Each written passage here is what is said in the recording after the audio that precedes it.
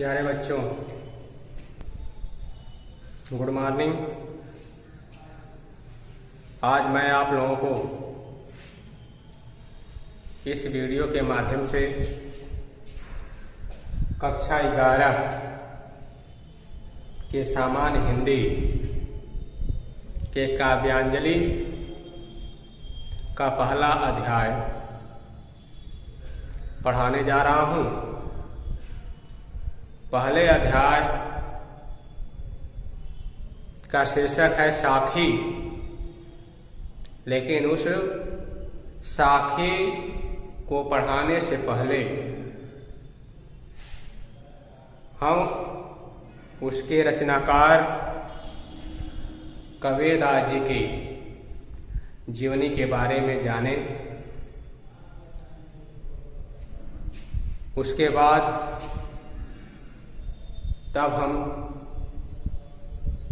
उनकी लिखी हुई जो प्रसिद्ध रचना साखी है उसके बारे में पढ़ेंगे।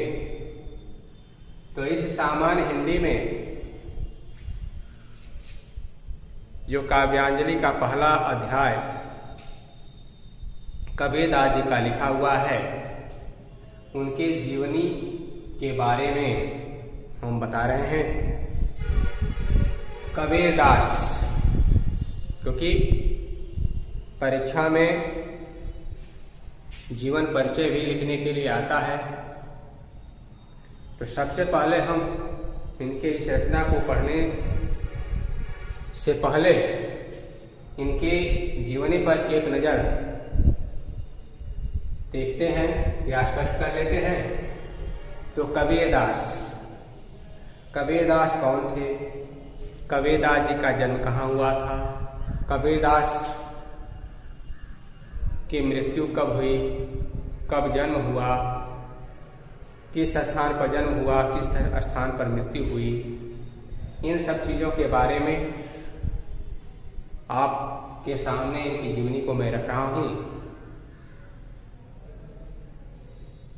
उसको ध्यान से सुनेंगे।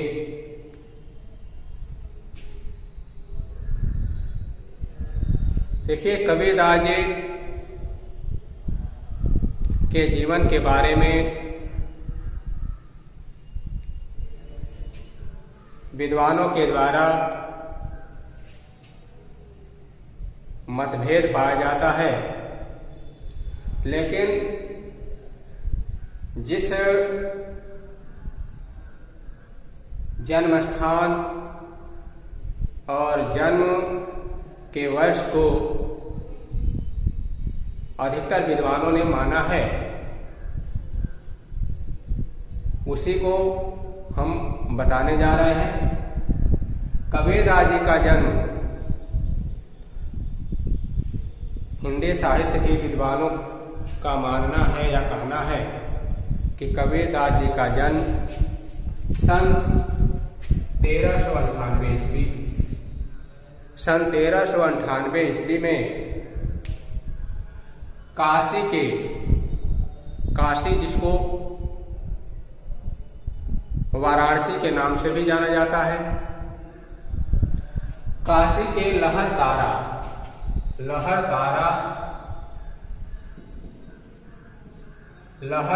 नामक तालाब, उस तालाब के किनारे इनको पाया गया। इसलिए विद्वानों ने काशी के लहरतारा नामक तालाब को स्थान, इनका जन्म स्थान बताते हैं। कहा जाता है कि कबीरदास जी का जन्म एक विधवा ब्राह्मणी के गर्भ से हुआ, जिसने लोक लाज के डर से, लोक लाज के भय से कबीरदास जी को जन्म तो दे दी, लेकिन समाज क्या कहेगा, समाज के डर से उसने इस बालक को जन्म देकर लहरतारा नामक तालाब के किनारे रख दिया। यह लहरतारा नामक तालाब एक ऐसा सार्वजनिक स्थल था जहां पर आए दिन लोग आते जाते रहते थे। यहां मछुआरे आते जाते रहते थे। तो उस स्थान पर उन्होंने रखा कि जिसकी भी नजर इस बच्चे पर पड़ेगी उस बच्चे को ले जाकर के पालन पोषण कर देंगे। वह अपना जन्म दे करके उनको वहां छोड़ करके वो चली गई। कहा जाता है कि नीरू और नीमा नाम के मुस्लिम संप्रदाय से ताल्लुक रखने वाले नीरू और नीमा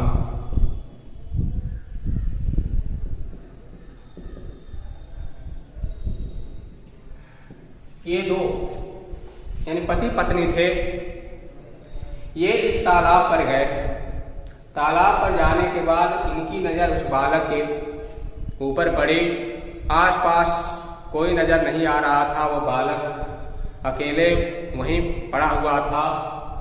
कुछ समय तक इंतजार करने के बाद भी जब उस बालक को ले जाने वाला कोई नहीं दिखाई दिया, वह लावारिस वहां पड़ा रहा, तो इन लोगों के अंदर ममता जाग उठी, दया का भाव आ गया। इन लोगों ने उस बालक को अपने साथ घर लेकर के आए। संयोग से इनकी भी कोई संतान नहीं थी। इनकी भी कोई संतान नहीं थी। संतान न होने के कारण इनको एक तरह की आंतरिक खुशी भी हुई कि चलो हमारे पास कोई संतान हमारी नहीं है, इस बच्चे का भरण पोषण करेंगे। यह बच्चा जब बड़ा होगा तो यह हमारे बुढ़ापे का सहारा होगा। यह सोच करके इन लोगों ने इस बालक की परवरिश करना शुरू कर दिया और घर आने के बाद इस बालक का इन लोगों ने नाम रखा कबीर। कबीर के जो पालन पोषण करने वाले माता पिता नीरू और नीमा थे, ये लोग बुनकर थे। धागा तैयार करके कपड़ा बुनने का कार्य किया करते थे। जब कबीर दास जी थोड़ा बड़े हुए, ये भी बुनकर वाला कार्य करना प्रारंभ कर दिया। इस तरह से समय बीतता गया। समय बीतने के साथ साथ इनका बुद्धि और विवेक भी बढ़ता गया। लेकिन कहा जाता है कि इनके माता पिता ने इनको विद्यालय पढ़ने के लिए नहीं भेजा। स्कूल की पढ़ाई यह नहीं कर पाए। इनके रचनाओं में खुद लिखा हुआ मिलता है कि मसी कागज छुओ नहीं, कलम गयो नहीं हाथ। अर्थात कहने का मतलब इन्होंने खुद लिखा और कहा है कि मस्त कागज छुओ नहीं, मैंने कभी कागज को स्पर्श नहीं किया। कलम गयो नहीं हाथ, कलम को हाथ से पकड़ा ही नहीं। तो इससे साफ स्पष्ट होता है कि कबीर दास जी पढ़े लिखे इंसान नहीं थे। लेकिन सदगुरु की कृपा हुई। रामानंद को इन्होंने अपना गुरु माना। रामानंद को गुरु मान करके उनसे शिक्षा लिए।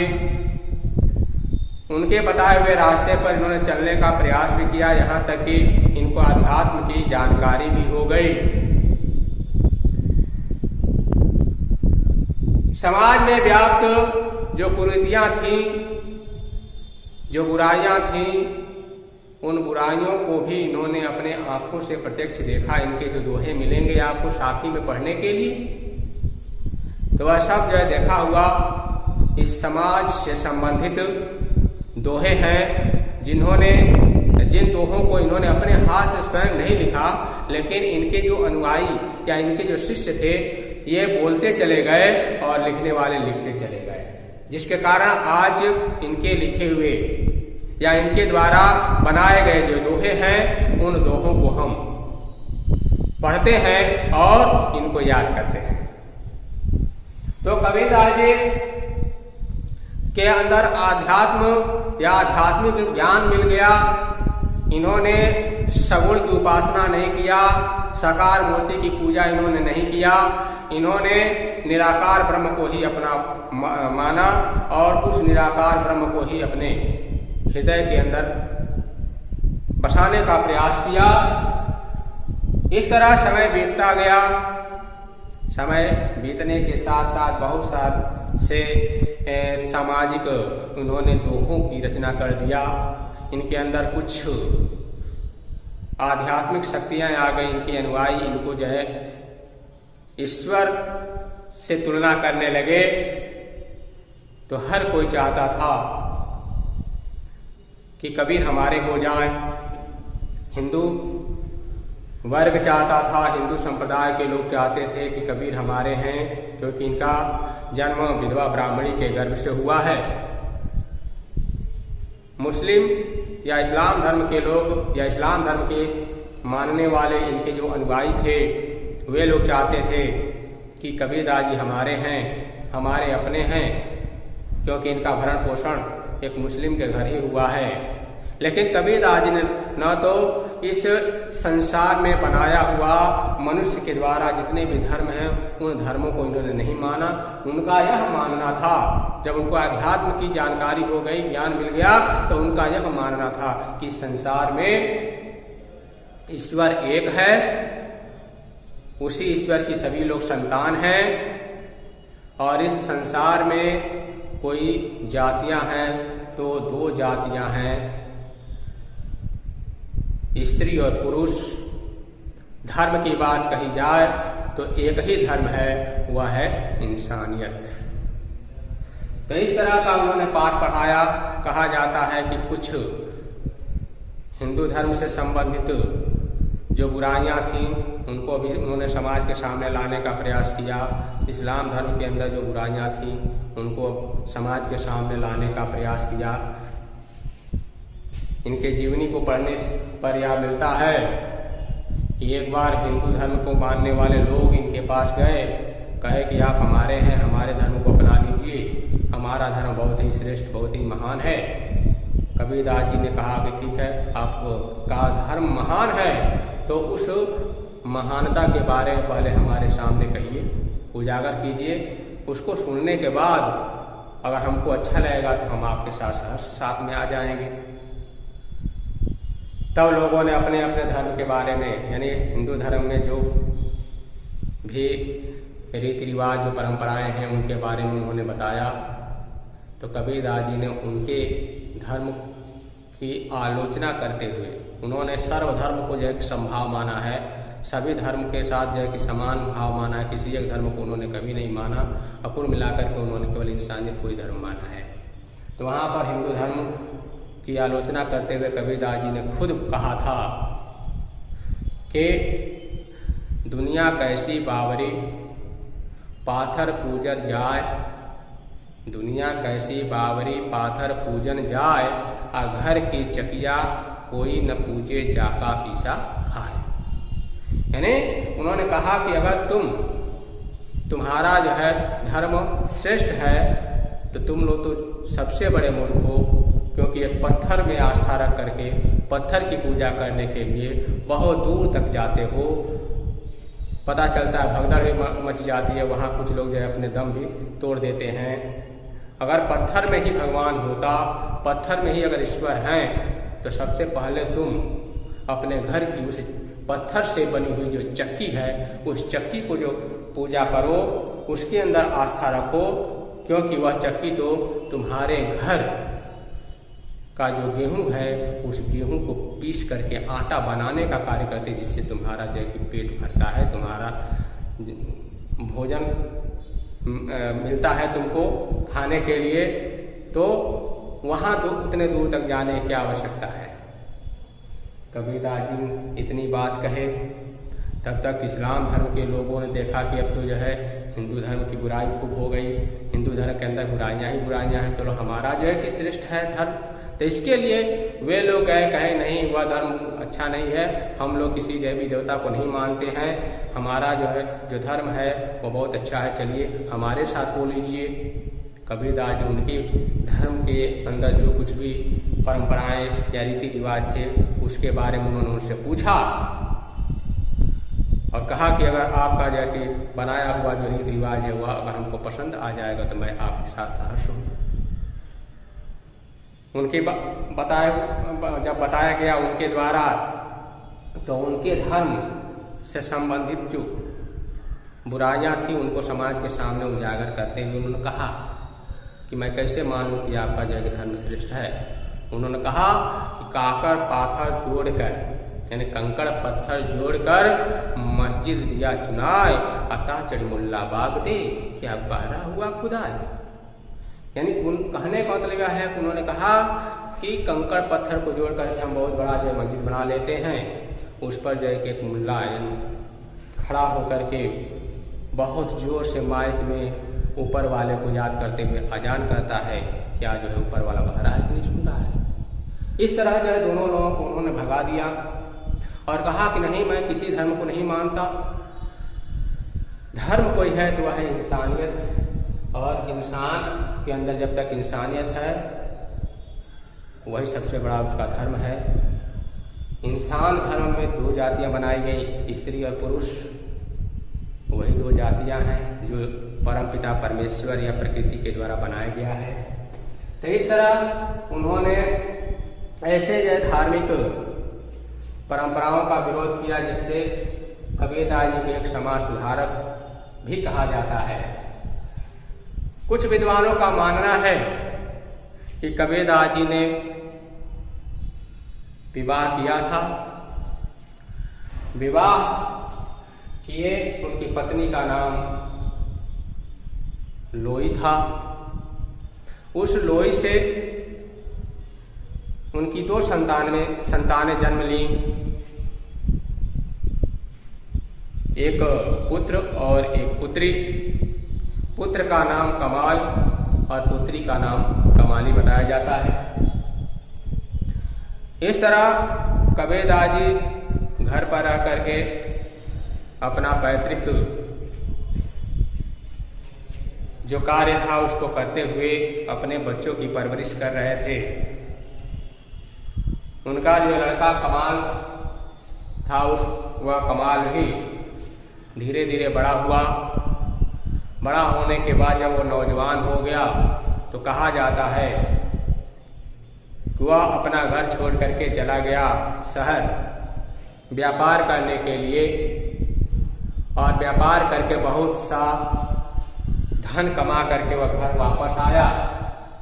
और वापस जब आया तो उसने उस पैसे को अपने पिताजी के हाथ पर रखा कि हमारे पिताजी इस पैसे को देख करके बहुत खुश होंगे। जिस तरह की आज के इस दौर में या इस समय आधुनिक युग में कोई भी बालक या कोई भी लड़का कमा करके ला करके अपने पिताजी के हाथ पर पैसा रखता है तो बहुत प्रसन्न होते हैं। वह सोच उस समय भी थी। यही सोच करके जो है कमाल अपने पिताजी को पैसा बहुत सा धन जो है कि दिया। उस समय कबीरदास जी ने एक दोहा बना दिया। उनको धन से कोई मतलब नहीं था। उन्होंने दोहा बनाया, कहा कि बूढ़ा वंश कबीर का, बूढ़ा वंश कबीर का उपजा पूत कमाल, हरि का सुमिरन छाड़ के घर ले आया माल। उन्होंने धिक्कारा, कहा कि जो है लानत है तुम पर, आज मेरा वंश ही जय कलंकित हो गया कि मेरा लड़का इस समाज में सुख और संपदा के लिए जो है दौड़ रहा है, प्राकृतिक सुख के लिए दौड़ रहा है। अरे सबसे बड़ा धन तो जो है ईश्वर की भक्ति है। ईश्वर की भक्ति करने के बाद अगर ईश्वर हमको मिल जाते हैं तो वही सबसे बड़ा धन है। इसलिए कमाल तुमने ये बहुत गलत कार्य किया, मेरा वंश ही जो कलंकित हो गया, जो परमेश्वर का स्मरण करने के बजाय इस सांसारिक सुख को भोगने के लिए बहुत साधन कमा करके अपने पास संचय करने का प्रयास कर रहे हो। मुझे ऐसा पुत्र नहीं चाहिए। कहा जाता है कि बालक कमाल को सद्बुद्धि आई, उसका ज्ञान रूपी नेत्र फूट गया, और जब ज्ञान रूपी नेत्र फूट गया तो वह तुरंत अपने पिता कबीरदास जी के चरणों में गिर गया। चरणों पर गिरने के बाद वह क्षमा मांगा, और यह भी कहा जाता है कि वह कमाल कबीरदास जी का सबसे बड़ा जो है भक्ति और अनुयायी बन गया। तो इस तरह कबीरदास जी की जीवनी को पढ़ने के बाद यह पता चलता है कि कबीरदास समाज सुधारक थे, निराकार ब्रह्म को मानने वाले थे, ईश्वर एक है इसमें वो विश्वास रखते थे।